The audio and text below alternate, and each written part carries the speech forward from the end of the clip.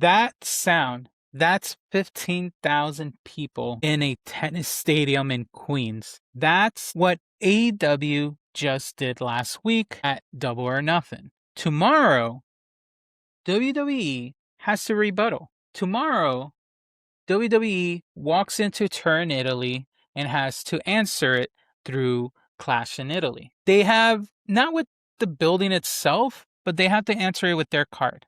So let's get into it. Welcome to the Tea Drop, where the brew is strong, but the takes are harder. Right then, everyone, let's talk about this and this will be the closing debate of this stream, but a clip nonetheless. And this is a clean one. I have one question on the table. Can WWE's Clash in Italy deliver what AEW did in New York with Double or Nothing? Now, here's the frame. AEW didn't just run a pay-per-view. They drew 15,000 people in attendance for Double or Nothing. One of the biggest, most attended Double or Nothing ever. The fourth biggest crowd in company history. All the receipts are there.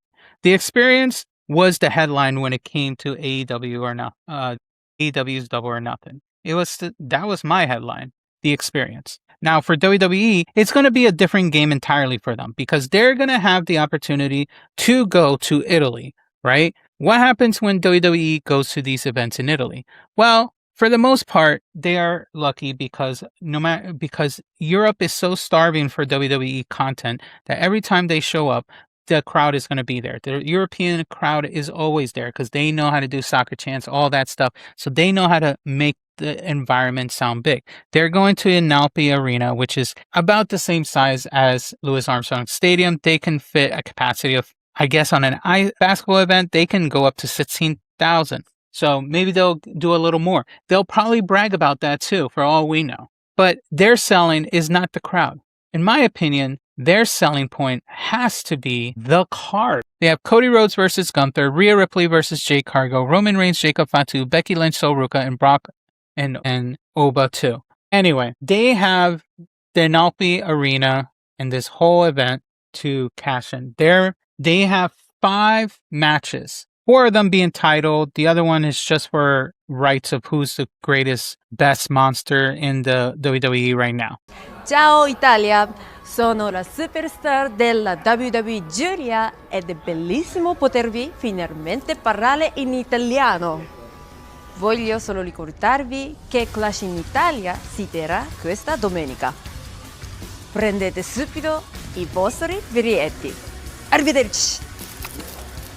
We have a few, for the most part, most of these are rematches. Minus Sol Ruca and Becky Lynch. Everything else is a rematch from WrestleMania. So we're visiting a rematch mania as far as I can see. We have Paul Heyman literally calling this the biggest in WWE history. I don't know about that. So the matchup tonight isn't really WWE versus AEW. It's not even building versus booking, experience versus card. We'll see. It's all about how are they going to respond, if they even care to respond. But let me build this. The card delivered in New York for Double or Nothing, they delivered. Don't let AEW be that AEW is just a vibe crowd, that the crowd tell you otherwise. The MJF match MJF outlasting Darby Allin in a brutal rematch to become a 3-time champ at age of 30 is freaking amazing. The Christian Cage and Adam Copeland beating FTR for the tag team titles was amazing. Takeshita and taking the Intercontinental title off Okada. That was a great fight. It was one of the real fights out there. Where's this match? Do I have it? No, I have this instead. There it is, right there. Okada versus Takeshita. Such a great match between these two. This was the match they were talking about from start to finish. 14,000 plus tickets were distributed for this event. A stadium in New York City and a crowd that turned the building into the story. AEW's pitch has always been we're the best wrestled, where we are the live experience. That's another thing they say. And in Sunday in Queens, they cashed that. They backed it up to the... Now, a few things can be true at the same time when it comes to AEW won the moment. The question is, though, whether a moment beats a card. So stick with me when I talk about that. Now let's flip it to Clash in Italy, happening on Sunday in Napoli Arena. So they have to win on the card alone. They have to show that they can do a great card too.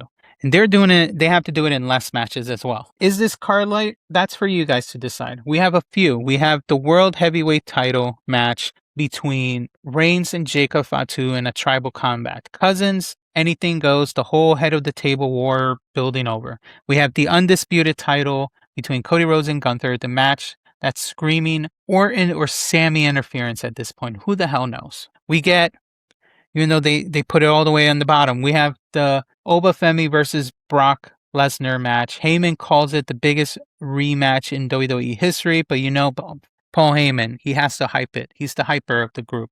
He has to do his job. Femi beat Brock in under 5 minutes at WrestleMania 42 and still hasn't lost on the main roster yet. So we'll see where this goes. Do I think he's going to lose it? No. Then we have Rhea Ripley versus Jade Cargill. Another Mania rematch with Charlotte and Bliss probably lurking around. And so is Jade Cargill's team. We have the women's IC title on the line between, and it's going to be between Becky Lynch versus Sol Ruca.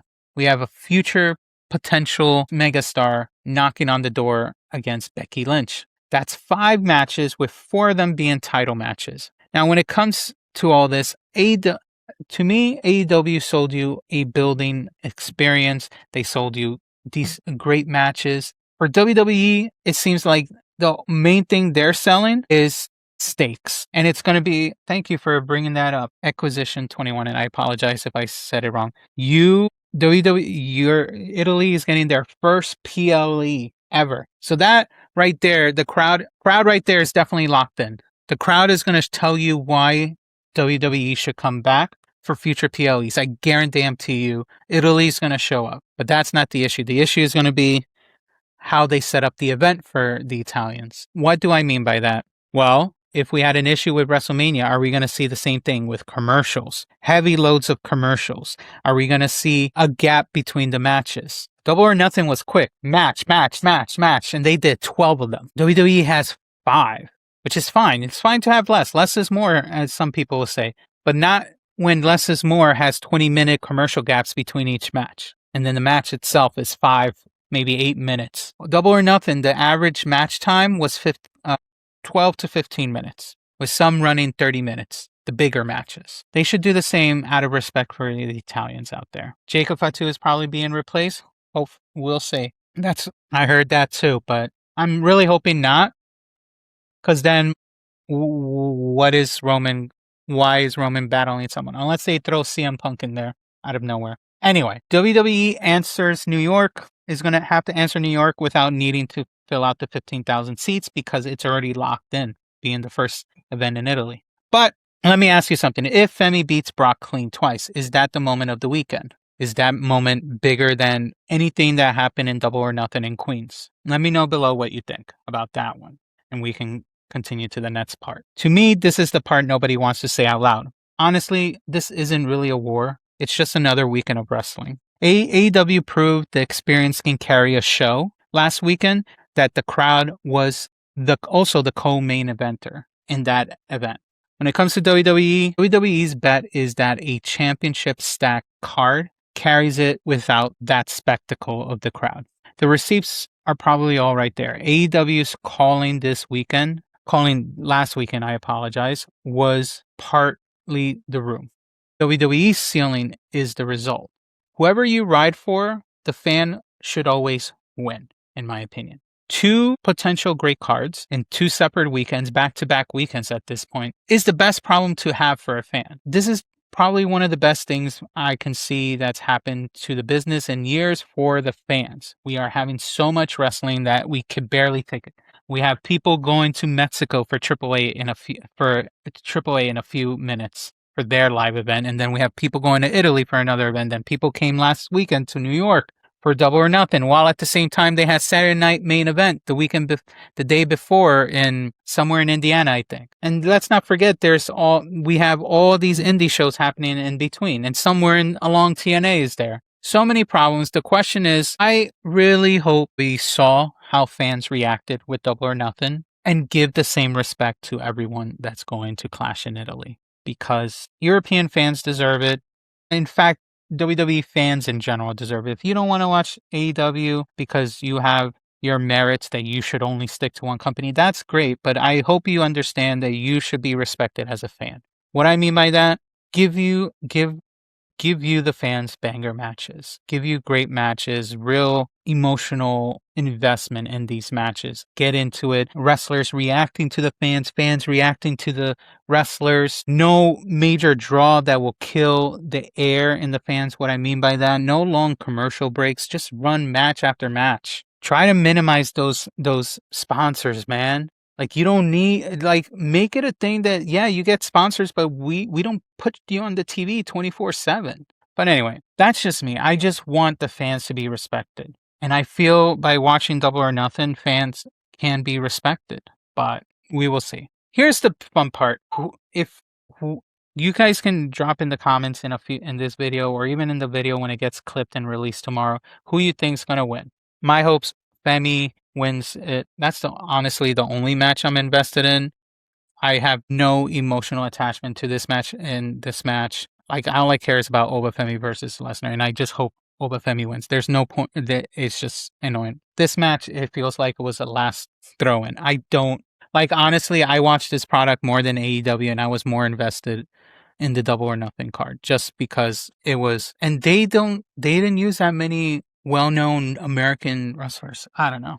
Like, again, hopefully they get 15,000 fans in that arena and they get them happy. That's all I wish for. I hope for best. This event is great. The event is hopefully sold out. I don't even know. I don't think I can check in WrestleTix this event, but I hope it's a great event. But let me know. One, does Femi versus Brock, do you think Femi wins cleanly? Or do we get Brock winning? Maybe Brock wins dirty because he can see that he can't beat Femi unless he goes that route. Or do we have a double count out or something weird like that? Two, does Cody walk out still champ? Or does Gunther finally take the crown? Three, fantasy swap. Let's just think weirdly out. Which AEW Double or Nothing match would have made Clash unbeatable? Drop it in the comments which match you think that is. If you watch Double or Nothing, I'm sure you'll be able to answer that. Now, we can talk about that later. Maybe we do a follow-up video if we get enough comments about it. But when it comes to all this, I feel AEW already won their weekend, where all those fans reacted, how they reacted, all over the headline as one of the greatest PLEs of 2026. So far, that's all we have written. We still got to wait for the other half with WWE to be written until that bell rings in Turin. If the card delivers the way it reads on paper, they will answer with their answer for the New York event that happened last weekend here. The only way they can, with stakes, with emotional stakes in all these matches instead of seats, because they already got the seats. But both can win. And that's the healthiest thing I hope happens, that both win. Because if both win, we as fans are eating good. And that's what we need. But anyway, hope Clash in Italy is successful. I hope AAA tonight is successful. And with all that said, let me know your thoughts in the comment. As always, if the T hit right, hit the like and subscribe. And I will see you on the next video.